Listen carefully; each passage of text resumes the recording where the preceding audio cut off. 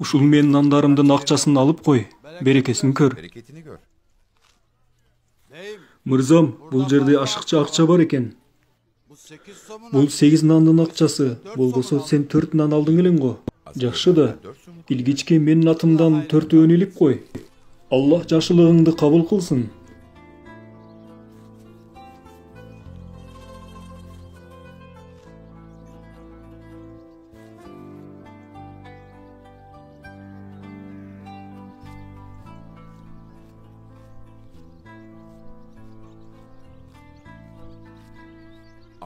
Асылган нан.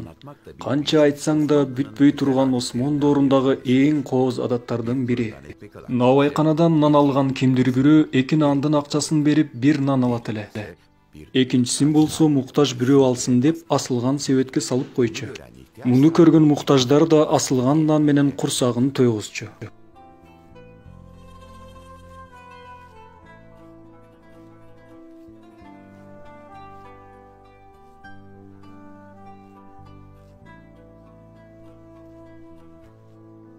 Кел карындашым, нан аласыңбы? Неме?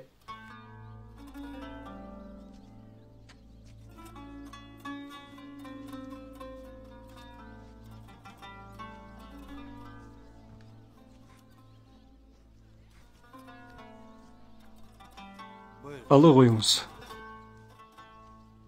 4 мага көптүк кылат, мырзам. Экөө жетет. Дагы экөөнү башка бирөөгө бер.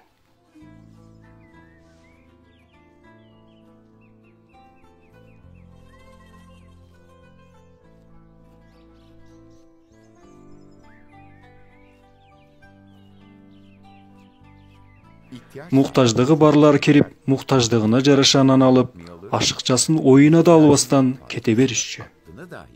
Бул адамзатка тиешелүү эң жакшы жактардын бири. Кечээ эле муктаж болуп жүргөн бирөө бүгүн абалын оңдогон соң, ал күндөрдү унутпастан навайканадан нан алып жатып, себетке нан салып коюуну унутпайт эле. 2 нан бересиңби, мырзам?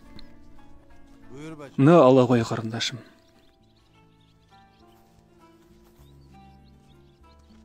2 нанды болсо асып коюңуз.